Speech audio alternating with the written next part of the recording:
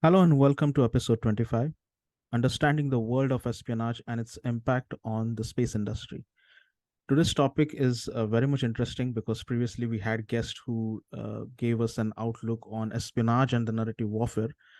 But today we'll be taking a deep dive into its impact on the space industry as well. So, to have a deep understanding of this subject and to get some recent insights into this topic, we have today with us Dr. Joseph Fitsanakis. Hi, Joseph. Welcome to the podcast. Hi, I'm Car. It's a great pleasure to be here today. Thank you very much. I know that you have been quite busy. I've been following Intel News a lot, especially your content is something that has inspired in some way this podcast, I would say. So I'm really glad, from to have this journey from being a reader of your content to hosting you on my podcast. So yeah, thank you very much. Well, it's a great pleasure. Of course, IntelNews is a labor of love for me. My day job, of course, is a full-time academic, but I try to keep in touch with the current events as much as possible, and that's really the role of IntelNews. So I'm glad to hear that it's bearing fruit. Yes, definitely. Also, Joseph, as you mentioned, like you're into academics as well. So prior to, starting with the topic itself, and as we have quite a lot of audience who possibly are pursuing even the PhDs, and some of them are even, into like master stream as well. So, just to have a little bit outlook on, how to get into the sector. So can you tell us about your journey and how you ended up being into this such a niche sector, I would say, because this is not a common research studies like other international relations and all. Like intelligence is a very small domain when it comes to doing a niche level research. So can you tell us a little bit about your journey? I think that's a very astute observation. Intelligence studies is indeed a very niche topic. It connects with security studies. It also is kind of a subfield of international relations and, in many ways, government studies. And essentially, it concentrates on the study of intelligence institutions, both in democratic societies and non democratic societies. It has kind of a dual kind of aspect to it. One of them is kind of critical studies, understanding the role, criticizing the role, improving relations between intelligence agencies and the executive. But there's also a kind of a professionalization aspect where it is true that every government needs the contribution of well-trained and well versed intelligence professionals. In my particular background, I mean, I began working on this topic way before it became kind of cool, shall we say, in the mid to late 1990s, where I concentrated on the area of communications interception. In fact, my PhD is on the topic of communications interception, what most people refer to as wiretapping. And that, of course, became a lot more timely with the onset of 9/11. And at that point, I joined the field of intelligence studies kind of head on. And I've been teaching in the field of intelligence and security studies ever since. For those interested in the field, yes, we need more people. I would say that it focuses more on the work and the sort of the facets of intelligence institutions. So it is something that can be applied to many fields. So, for example, intelligence is essentially how to consume information without getting overwhelmed and connecting the dots, making sense of it, and then passing it on in an efficient and effective manner to the decision makers who make decisions. So this can be applied to international studies. It can be applied to domestic security. It can be applied to everything, business even, right?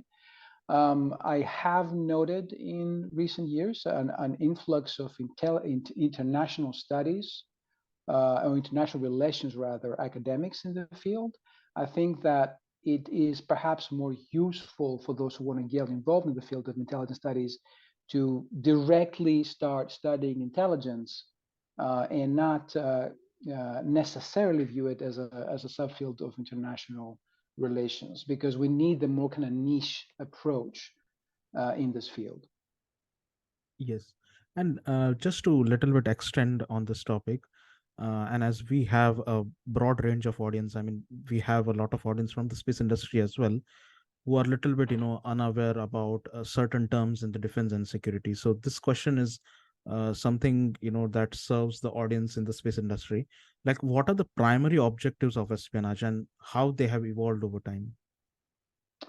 Right. I do want to clarify something as well. And intelligence, of course, is a broad field. Within the field of intelligence, you have espionage. And part of my specialization is in espionage, which refers specifically to using living, breathing human beings to collect information from other living, breathing human beings, right? So, or with the help of other human Yes. beings. So it's not necessarily um, technologically mediated, although obviously in this day and age, technology plays a big part of it, but it does stand out from other ways of collecting intelligence because it places an actual human agent in the target environment, as it were. So it can be Yes. dangerous, it can be very controversial, right? So the purpose of Yes. this is to get into the mind of the target, to be able to understand the target's intentions,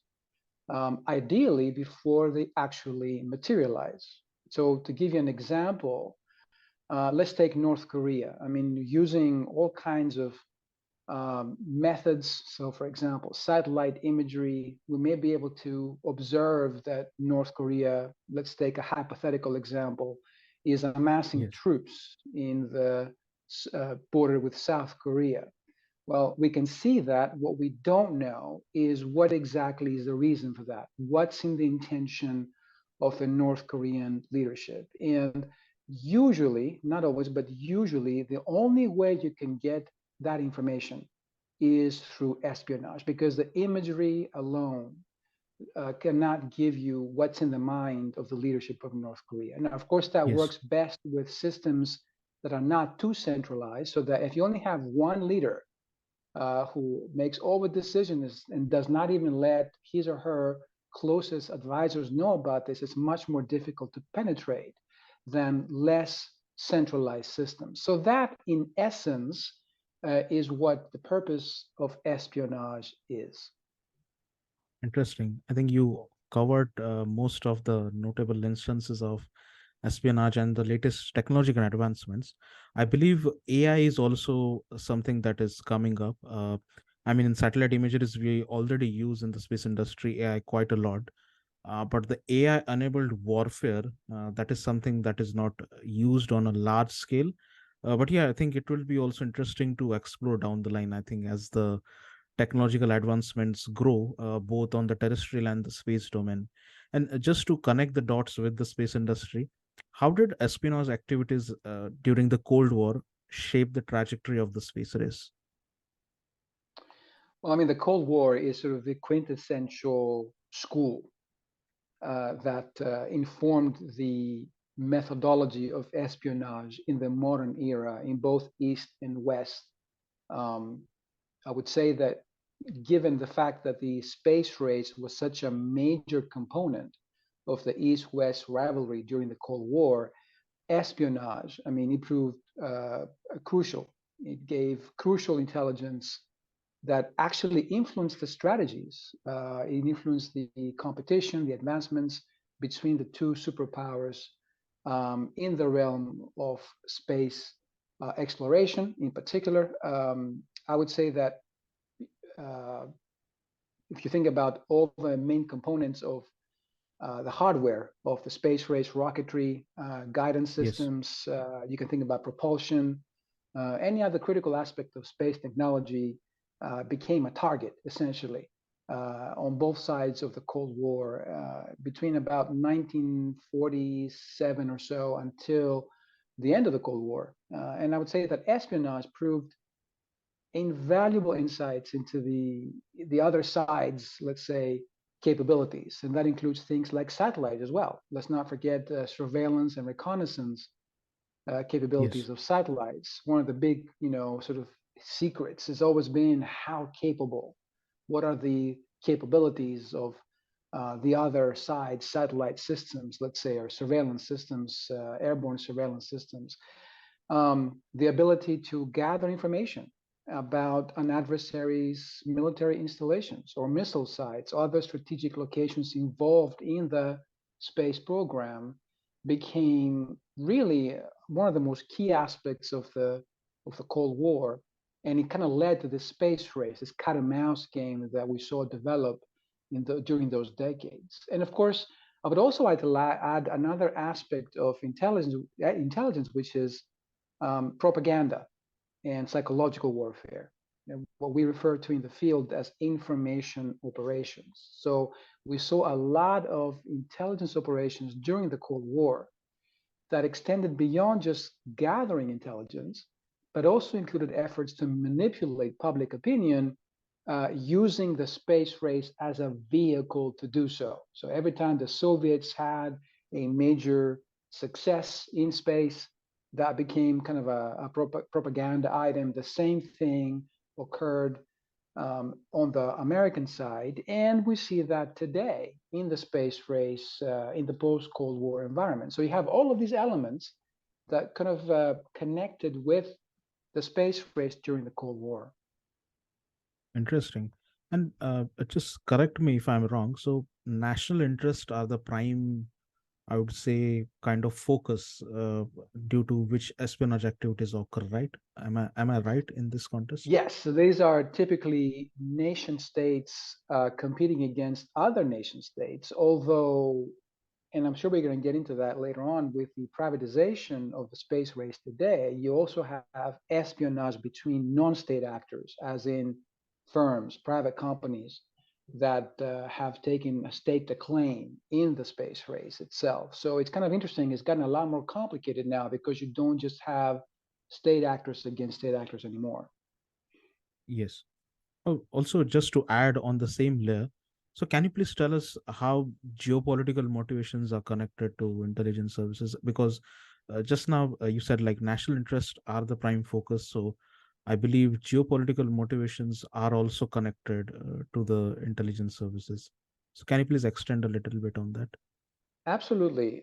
I think it's a bit of a misconception among those who are not uh, closely following the field of intelligence to believe that intelligence agencies make policy or they make decisions that governments then follow. In fact, intelligence agencies, in almost every case, there are some exceptions to that, but they're very rare. Intelligence agencies do not make policy, nor do they, strictly speaking, establish any kind of policy priorities. Intelligence agencies simply reflect the policy priorities of the ruling administration. So that is Yes. precisely why in the United States, the US intelligence community begins to focus so intensely on the space race after it became a sort of a major deliverable for the US government in about the late 50s, let's say, after the launch of Sputnik by the Soviet Union.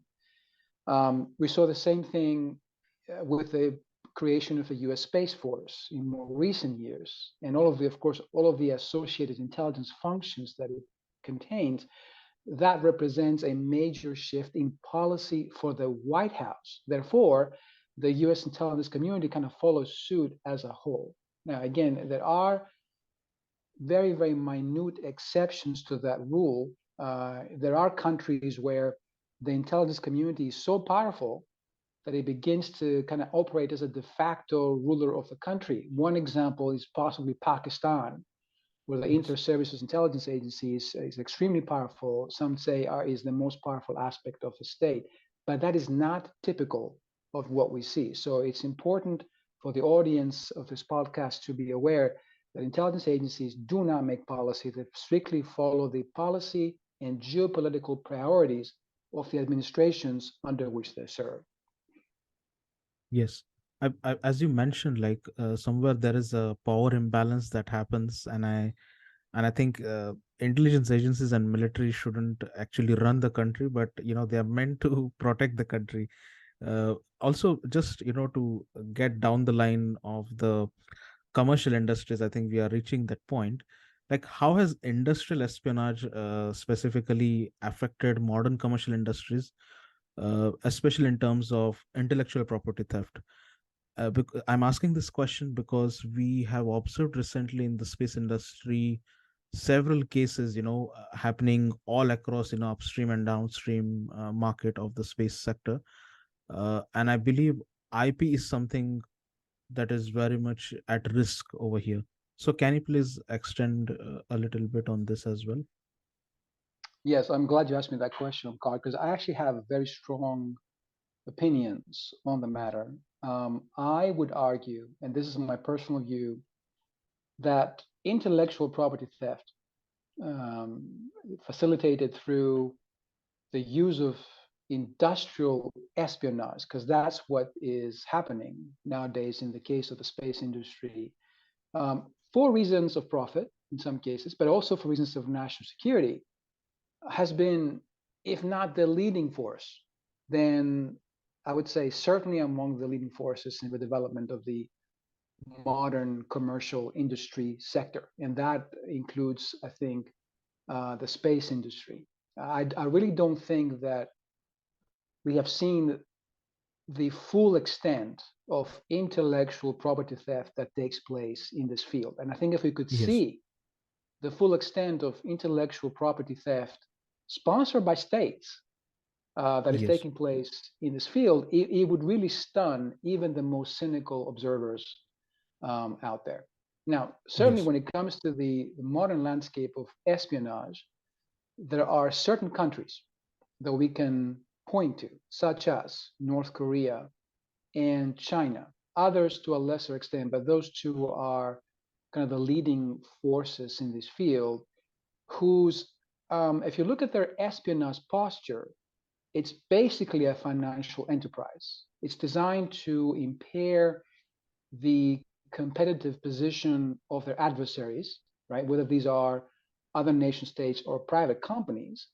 And at the same Yes. time, they're designed to enhance the international competitiveness of their own state industries. So these are could be state-owned companies or they could be private firms that are affiliated with the state.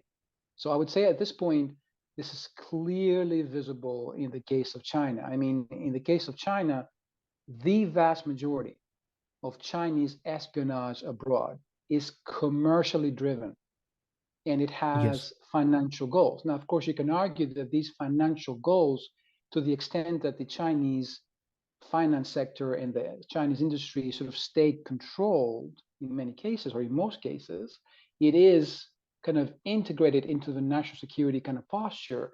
But much of this is manifested through commercial espionage. So if you kind of think about the importance of the commercial sector in the space field, the space sector, you can understand what a major target this is for Chinese, in particular Chinese, but to a lesser extent North Korean, Iranian, and other type of attacks.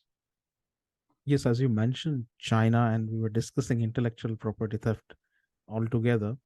So I'd like to know a little bit from your perspective, the China's role in espionage cases and its impact on the other nation, because recently we have seen China's footprint increasing in Latin America, and primarily in Argentina they have set up a deep space network antenna, which was showcased firstly as a station primarily to serve, for the science collaboration. But later on, it was uncovered that that deep space network antenna for the space research was under the control of People's Liberation Army, that is Chinese armed forces.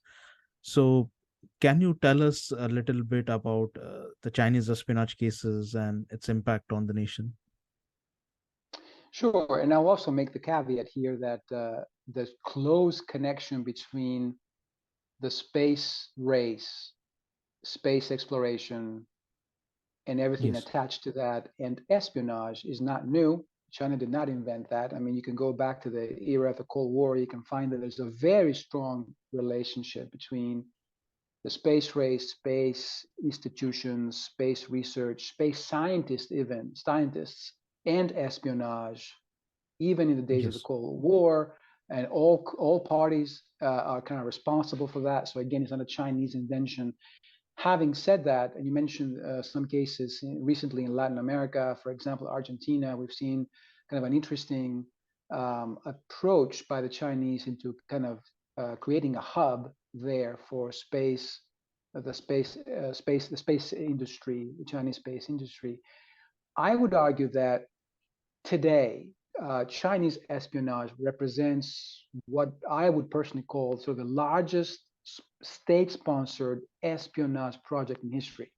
If you look at Yes. espionage, of course, being an ancient methodology, goes back to the ancient Chinese, the ancient Greeks, and so on and so forth, all the way through the Cold War and today.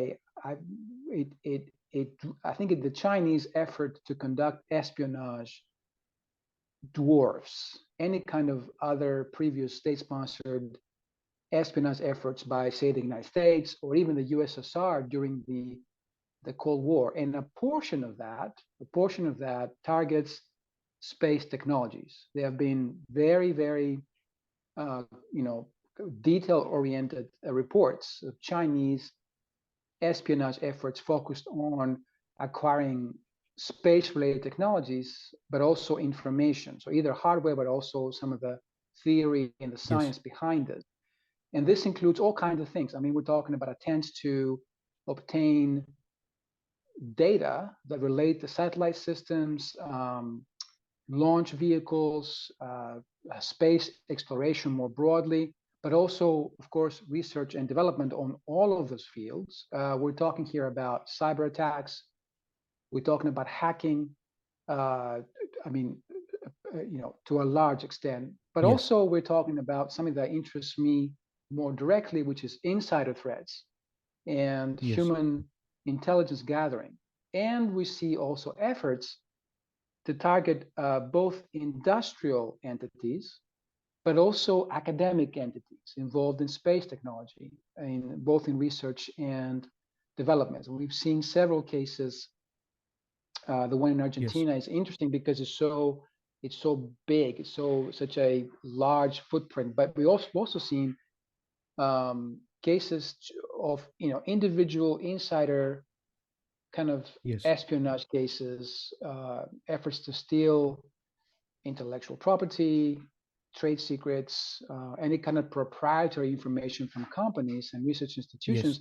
And I think what's interesting about this is that, in my opinion, the internationalization and the globalization of space manufacture is is a leading aspect of this landscape. So, we've seen this in the last, definitely in our century, if not a little bit earlier too. But this globalization of the space industry, it allows various components of space Yes. hardware to be designed or built, assembled in various countries.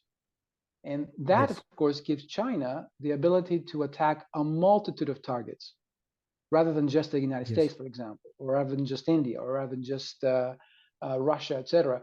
Um, I mean, an example of this is, and I'm sure your audience is aware of this, it relates to semiconductors, right? Which semiconductors, of course, are Yes. essential to any country or any effort by non-state actors to advance its space program.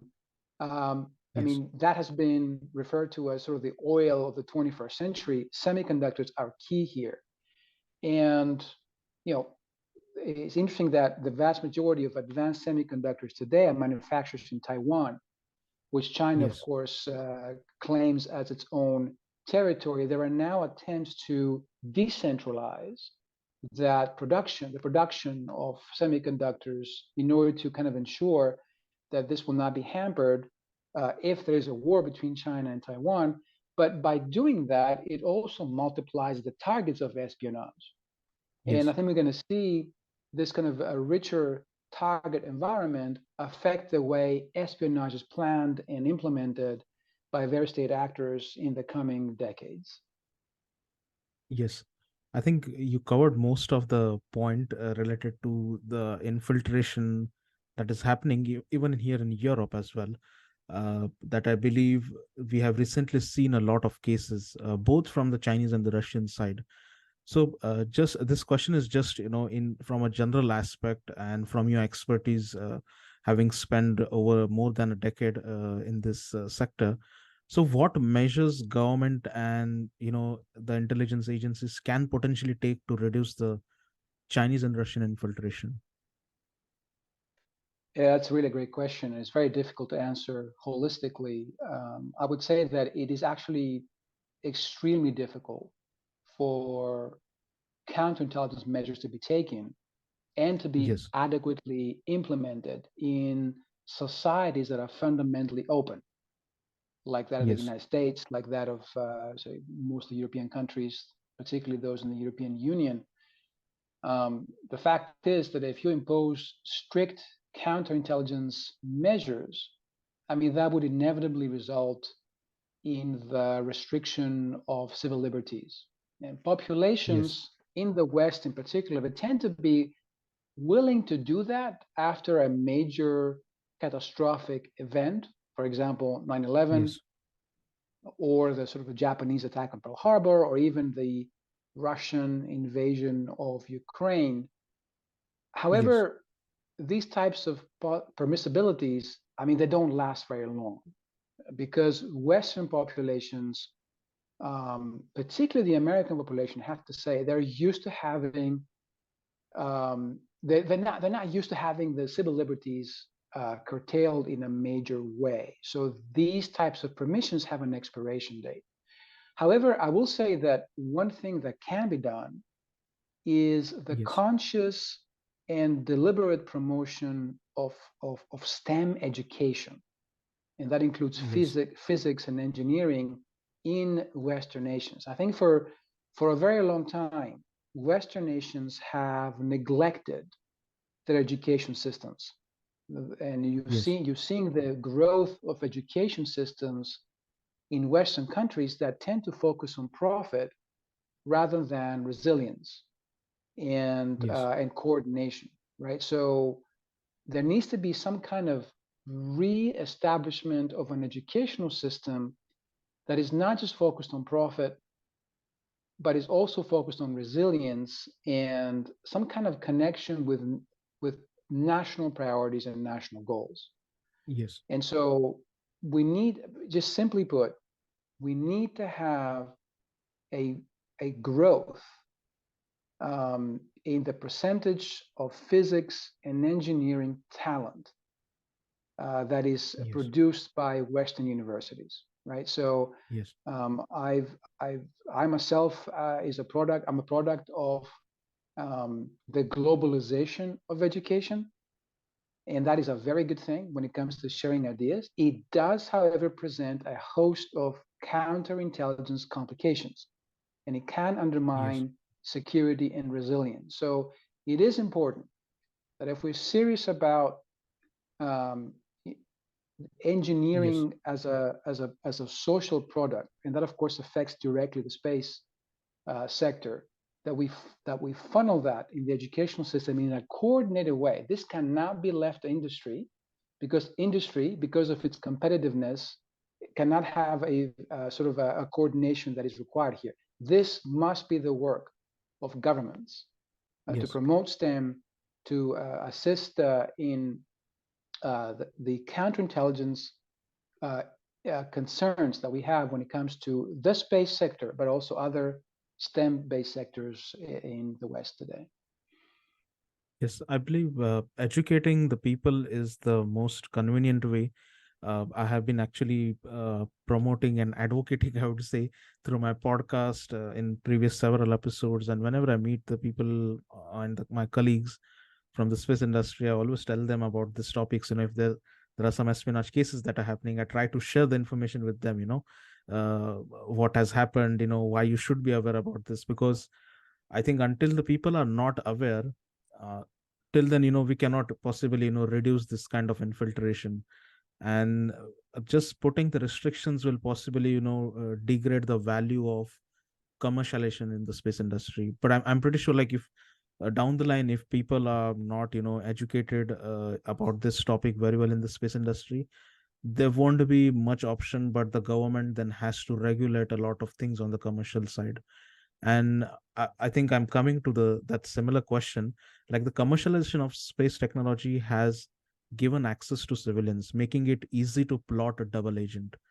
So can you discuss the concept of double agents firstly, and the complexities of managing double agent operations? Sure. And I think I would actually mention here, Omkar, that we're not necessarily strictly referring here to double agents. A double agent technically is someone who is recruited by a government to spy Yes. against a target, but then switches and spies on his recruiter Yes. on behalf of the original target or maybe another party. So I think what you're probably referring to is what can be described as an insider threat. So Inside the somebody threat. who Yes. is working, let's say, for a space program, whether it's sponsored by a state or a firm, and then is recruited, for a host of reasons, to spy for an adversary entity. Yes. Much of that has to do with understanding the psychology of human beings, right? So it is true that, particularly in our time, insider threats are individuals who are recruited for a host of reasons. So why would somebody spy on the hand that feeds them, let's say? And this has to do with, like I mentioned, money, but it's also the things like ideology. We saw that a Yes. lot during the Cold War. Ego, feeling that they've been passed for promotions, or they feel that they're not being appreciated enough, or they feel slighted in some way, or even blackmail. So, and, Yes. and, and you mentioned some recent cases of espionage involving Russia, China in the space sector, particularly in places like Holland and Germany and so on and so forth. We've seen all of those, right? We've seen various reasons why these individuals collaborated with an adversary entity, and I would say that blackmail is or compromise of sorts is not out of the question. So you mentioned earlier education. I don't think that the average scientist who works in the space field, or the average, even a CEO, are aware that they are actually targets in a major way. So Yes. um, it's these kinds of cases that come out in the open, and then people have to revise their planning and so on and so forth. But these types of insider threats, I mean, that's the lifeblood of espionage organizations. I mentioned before that technical means of intelligence collection, for example, communications interception or hacking somebody's computer, et cetera, phishing, all these kinds of things. Yes, they can tell you certain things, but nothing can give you the full picture, like as if you when you actually able to recruit somebody on the inside. You can have the most advanced security system in your computers, but if you have an inside person that can circumvent that, then you're still going to get your information stolen. Um, it's interesting, and Yes. that's one of the reasons why I think that even though, as you mentioned before, the advancement of technology has been instrumental in the field of security, a lot of the attacks are happening now remotely. I mean, we cannot ignore the human factor here. That ends up being, at the end, usually the most damaging factor. Now, of course, it's kind of also interesting from a tradecraft point of view in intelligence, that people who do make the decision to spy for another entity, I mean, it typically ends badly for them. They rarely end up Yes. making much money. Um, and they usually, despite, of course, their intentions to the contrary, they tend to enter a sort of a spiral of self-destruction that almost certainly ends in their demise. They either become disillusioned, they become alcoholics, they get arrested, or they get thrown away by their employees. And I mean those who employ them to spy on the target. Yes. So uh, it's a very unhappy game. Unfortunately, it is a name of a game, and I would urge Yes. every single person who listens to this podcast, who is in the space sector, to take counterintelligence extremely seriously. Yes.